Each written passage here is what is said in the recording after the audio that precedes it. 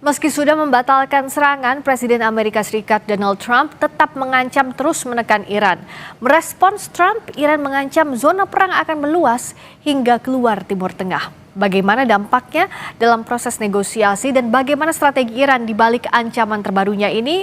Kita bahas bersama Direktur Kerjasama dan Hubungan Eksternal Indo-Pacific Strategic Intelligence, Aisyah Kusuma Sumantri, dan pakar militer dan intelijen Universitas Indonesia, Stanislaus Rianta. Selamat malam, Pak Stanis dan juga Mbak Aisyah. Selamat malam, Mbak Friska. Malam, saya ke Mbak Aisyah dulu. Ini menarik ya, tidak sampai 24 jam Trump meralat pernyataannya atau memperbarui lah pernyataannya, bilang nggak jadi untuk menyerang Iran. Tapi di sisi lain juga tampaknya ini belum jadi akhir perang. Sebenarnya apa yang kita bisa baca dari movement yang tiba-tiba ini, Mbak Aisyah? Iya, sebenarnya kita bisa melihat ini dari beberapa aspek. Yang pertama, kita lihat sebenarnya ini merupakan gaya diplomasi dari Donald Trump. Ya, jadi memang Donald Trump ini selalu berusaha untuk mengancam pihak lawan, memberikan kemudian ancaman yang bombastis, tetapi kemudian di tengah-tengah dia menarik kembali ancaman tersebut dan kemudian memberikan apa yang dia inginkan sebenarnya, yaitu adalah peace deal sebenarnya. Tetapi dia berusaha untuk membingkai itu sebagai sebuah ancaman sehingga lawannya sebenarnya ketakutan terlebih dahulu. Ini berhasil di dalam beberapa kasus seperti misalnya negosiasi perdagangan di antara Inggris dan Amerika Serikat, tetapi permasalahannya ini akan mengikis erosi dari pihak yang satunya lagi, yaitu adalah Iran, karena berkali-kali sebenarnya Donald Trump sudah melakukan hal ini. Lalu yang kedua, ini merupakan coercive diplomacy yang dilakukan oleh Amerika Serikat untuk bisa mendapatkan leverage yang lebih tinggi dari negosiasi yang nanti dilakukan oleh Iran, gitu ya. Lalu yang ketiga, saya kira ini juga merupakan salah satu strategi yang dilakukan oleh Donald Trump, karena saat ini sebenarnya Donald Trump ini terjepit dari segala macam arah. Yang pertama, dia dihadapkan dengan sebenarnya tekanan dalam negeri di mana harga ini semakin naik, lalu kemudian masyarakat juga semakin tidak percaya kepada pemerintah, dan menurut survei terbaru ini dari Reuters menyatakan bahwa hanya 29% masyarakat Amerika Serikat yang setuju dengan cara Donald Trump menangani peperangan di Iran gitu. Jadi itu ratingnya sangat rendah sekali. Nah, sementara sebenarnya Donald Trump juga mengalami tekanan, tapi tekanan ini sebenarnya dari hawkish Amerika, politisi-politisi yang memang pro perang seperti Lindsey Graham dan kawan-kawannya. Serta kemudian kita juga bicara dari lobby-lobby ya Zionis Israel terhadap kemudian pemerintahan Amerika Serikat. Karena kita tahu bahwa Donald Trump di kepemimpinan keduanya ini sebenarnya mendapatkan banyak sekali dana kampanye dari pengusaha-pengusaha Amerika Serikat yang memiliki afiliasi dengan Zionis Israel gitu. Sehingga mau tidak mau Donald Trump harus memberikan nih sebenarnya sebuah win-win solution antara kemudian mengedepankan kepentingan negara untuk bisa keluar dari peperangan tersebut secepat mungkin dan mendapatkan dukungan dari masyarakat menjelang midterm election, dan juga kemudian memuaskan para pendukungnya serta sponsor-sponsor politiknya. Jadi ini sebenarnya sesuatu yang tidak mudah bagi Donald Trump gitu, dengan resiko-resiko tersendiri tentunya. Nah, apakah ini sudah jadi win-win solution, Pak Stanis, dari langkah terbarunya Donald Trump yang bisa setidaknya jadi jalan tengah untuk semua pihak? Sementara kalau terakhir Israel kan bilang bahwa ya harus digempur terus dong. Ini juga ada kepentingan politik Netanyahu jelang pemilu di sana sekitar Oktober nanti. Ya, yang punya kepentingan politik kan tidak hanya Netanyahu ya, Trump juga punya kepentingan politik. Ada pemilu setelah pemilu jeda, dan ini saya kira yang paling berat bagi Trump untuk menghadapi itu. Jadi dia harus mempertanggungjawabkan perang ini kepada publik, kemudian dia mempertanggungjawabkan dana yang sudah 500 triliun lebih untuk perang. Dan ya, saya menarik Mbak Era itu yang survei di Reuters itu sekitar hanya 29% saja. Ini angka yang cukup parah, dan saya kira ini adalah suatu situasi tekanan yang cukup berat bagi Trump. Nah, gayanya Trump itu dalam situasi normal saja dia mengancam, kemudian dia labil, apalagi dengan tekanan seperti ini. Saya kira Trump akan semakin tidak stabil ketika tekanan-tekanannya itu semakin parah menyerang dia. Tapi apapun itu, saya melihat bahwa Trump sebenarnya mencari exit strategi untuk keluar dari Iran secepatnya tanpa dia kehilangan muka. Karena beban semakin berat untuk perang, kemudian dia juga banyak tekanan. Tapi keluar dari Iran dengan kekalahan atau keluar dari Iran tanpa Iran kalah, ini kan cukup memalukan bagi Trump nanti. Apalagi kan semua tahu bahwa Amerika sebagai negara yang besar, negara nomor 1 dunia, tapi menghadapi Iran yang levelnya nomor 15 mungkin di global firepower itu tidak masuk akal itu menurut statistik. Dan ternyata ini akan bisa mengubah pandangan dunia terhadap Amerika dan mengubah pandangan dunia terhadap Iran, dan ini cukup mengganggu Trump sehingga labil itulah yang mungkin secara otomatis menjadi perilaku Trump ketika menghadapi situasi dengan Iran. Nah, Mbak Aisyah, dengan responsnya Iran terbaru bahkan tidak gentar dengan ancaman Trump yang tadi Mbak Aisyah juga bilang tampaknya ini untuk menaikkan leverage-nya Amerika Serikat, daya tawarnya di perundingan. Nah, tapi bagaimana kita melihat langkah Iran yang justru bilang bahwa ya mereka bahkan siap untuk memperluas serangan di kawasan Timur Tengah ini, Mbak Aisyah? Iya, karena Iran sejak awal memang menerapkan sebenarnya pendekatan yang sifatnya hanya retaliatory. Jadi mereka sebenarnya tidak pernah menyerang terlebih dahulu, tetapi hanya mengantisipasi sebenarnya serangan dari Amerika Serikat dan membalas ke sejumlah fasilitas yang dimiliki atau mendukung Amerika Serikat ya, termasuk kemudian fasilitas-fasilitas di negara Teluk. Nah, yang menariknya ini kan kita lihat sebenarnya dari Iran sendiri, mereka ini diklaim sudah kehilangan sekitar 30-40% dari total kekuatan angkatan udara dan angkatan lautnya. Dan itu menurut klaim Amerika Serikat. Tetapi sepertinya yang saat itu dihitung sebagai 30 dan 40% itu adalah kemudian perhitungan berdasarkan platform. Mereka belum menghitung terkait karena kemampuan keseluruhan, termasuk diantaranya adalah drones, misil ya, lalu kemudian penginderaan. Itu semua sebenarnya termasuk ke dalam kekuatan militer, angkatan udara dan angkatan laut. Belum lagi kalau kita bicara tentang angkatan darat. Sejauh ini sebenarnya angkatan darat Iran itu sama sekali belum digunakan. Jadi sebenarnya Iran memiliki kapasitas yang sebenarnya cukup memadai untuk bisa memperpanjang perang ini. Nah, jika dibandingkan dengan Amerika Serikat, saat ini Amerika Serikat itu kesulitan dalam memproduksi persenjataan lain.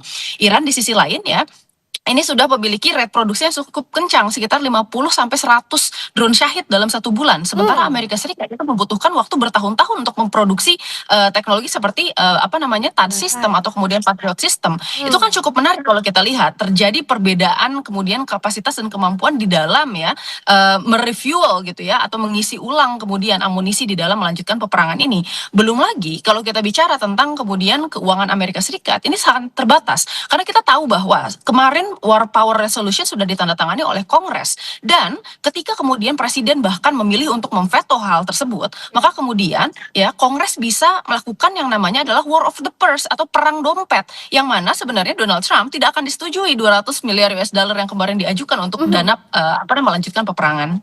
Nah, ujung-ujungnya Donald Trump ini terhimpit lebih banyak faktor dari dalam negerinya ya. Kalau kita bahas bahkan sejak awal perang, bahkan di tengah menuju hari ini, tampaknya Donald Trump sudah banyak kepentingan di dalam negeri yang membuat menyita kepentingannya untuk melanjutkan perang ini. Nah, jadi dalam fase sekarang sebenarnya apa yang bisa kita baca, exit plan paling memungkinkannya itu seperti apa ya, Pak Stanis maupun Mbak Aisyah? Kita bahas sesaat lagi di Sapa Indonesia Malam. Masih di Sapa Indonesia Malam bersama dengan Direktur Kerjasama dan Hubungan Eksternal Indo-Pacific Strategic Intelligence, Aisyah Kusuma Sumantri, serta pakar militer dan intelijen Universitas Indonesia, Stanislaus Rianta. Saya ke Pak Stanis. Sejauh ini the most possible way atau exit plan-nya apa ya Pak Stanis yang memungkinkan atau yang logis? Karena di sisi lain Iran juga kan kekeh bahwa nggak mau tunduk dengan klausulnya Amerika Serikat kalau in terms of apa yang Amerika Serikat mau. Tapi Amerika Serikat juga kayaknya ingin cepat-cepat aja lah beres dengan tekanan dari dalam negeri yang sudah didapatkan Trump, Pak Stanis. Kalau misalnya perundingan tidak ada titik temu, paling masuk akal ada dua skema. Yang pertama adalah jeda tanpa batas waktu. Jadi udah jeda adalah kita berhenti perang, tapi musuhnya tetap itu. Jeda tanpa batas waktu. Yang kedua adalah skema sama-sama klaim menang. Jadi Amerika mengklaim menang, kemudian Iran mengklaim menang, kemudian selesai perangnya. Jadi perangnya biar dilanjutin sama Israel itu. Kayaknya sudah ada transfer ini ke Israel. Jadi kita lihat sebenarnya Israel mulai agak agresif. Jadi sebenarnya perangnya sudah mulai ditransfer ke Israel ini. Jangan sampai perangnya berhenti itu kan. Karena kalau misalnya perundingan, saya kira kalau kedua belah pihak ini sama-sama ngotot dan tidak mungkin ada yang mau kalah. Iran juga keras, Amerika juga keras. Saya kira skemanya yang paling bagus ya udah jeda sajalah, sejeda kemudian sama-sama berhenti tanpa batas waktu, musuhannya tetap atau sama-sama menang, atau yang ketiga Amerika pergi, kemudian perangnya dilanjutkan oleh Israel. Saya kira itu yang skenario yang akan terjadi seperti itu. Ya, itu yang bisa terjadi dari sisi Pak Stanis. Mbak Aisyah, karena kalau misalnya Amerika Serikat melakukan aksi yang lebih ofensif, taruhlah mengancam untuk mengambil alih Pulau Kark serta fasilitas minyak dan gas, itu juga tidak mudah buat AS ya, Mbak Aisyah? Tidak mudah, pertanyaannya AS punya resource nggak untuk melakukan hal tersebut? Karena sekarang dari segi apa namanya stockpile munition saja dia sudah menggunakan hampir 50% dari defense systemnya, baik itu dari THAAD system maupun dari Patriot system.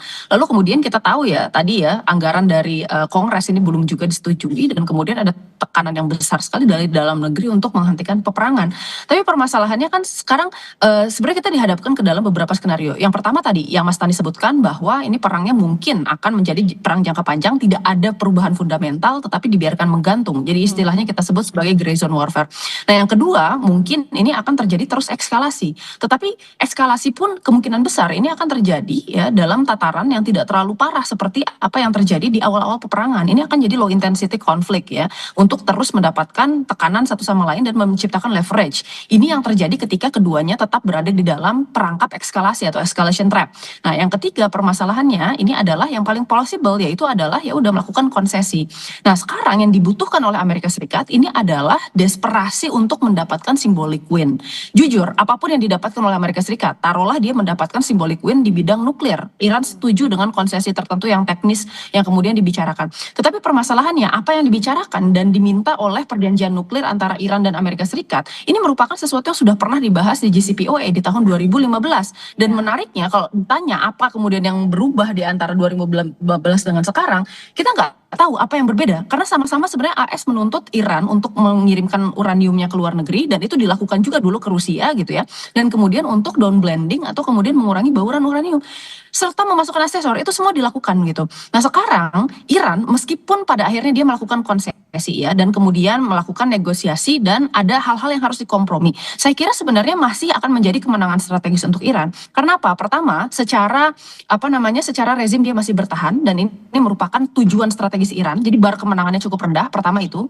Jadi bar kemenangannya sudah tercapai. Yang kedua, ini membuka sebenarnya peluang bagi Iran untuk membicarakan hal-hal yang tadinya tertutup pintunya, termasuk misalnya pencairan dana Iran di luar negeri, lalu kemudian mengenai kayak ganti rugi pasca perang ya. Lalu kemudian kita juga bicara mengenai penghentian seluruh perang di front Timur Tengah serta kemudian masalah pengontrolan Selat Hormuz. Itu kan hal-hal yang sebenarnya tadinya tidak pernah dibicarakan.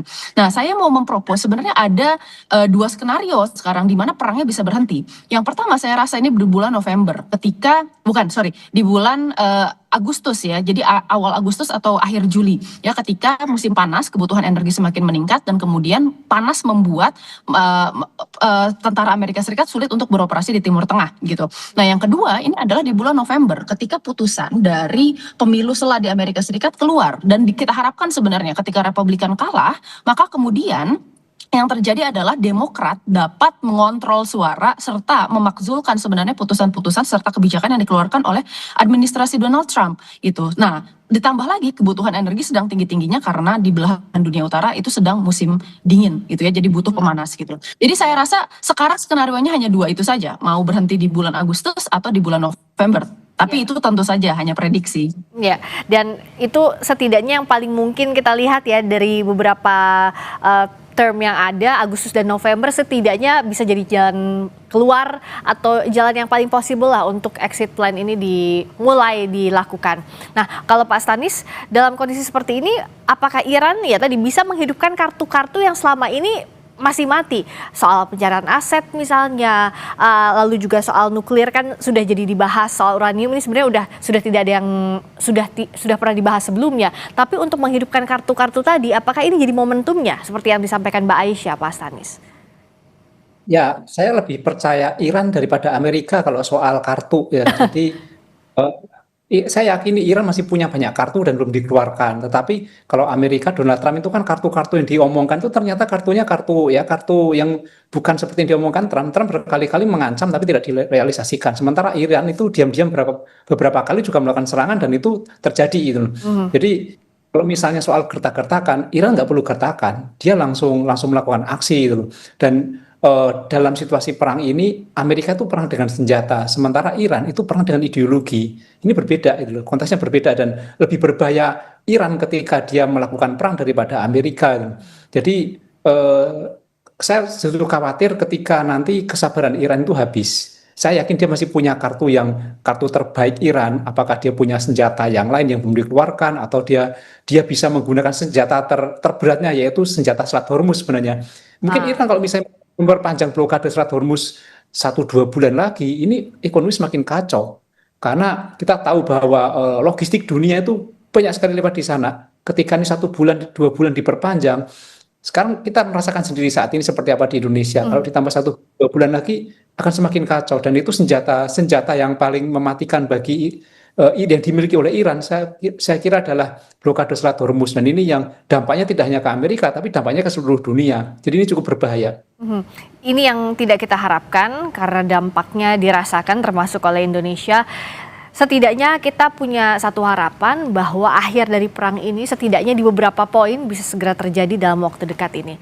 Kalau tidak ada kejutan lagi dari Donald Trump seperti beberapa jam yang lalu. Terima kasih Mbak Aisyah Kusuma Somantri, Direktur Kerjasama dan Hubungan Eksternal Indo-Pacific Strategic Intelligence, serta pakar militer dan intelijen Universitas Indonesia Stanislaw Rianta. Terima kasih Pak Stanis, terima kasih Mbak Aisyah. Sampai Terima ketemu kasih lagi. Mbak Friska, selamat malam. Ya, Mbak.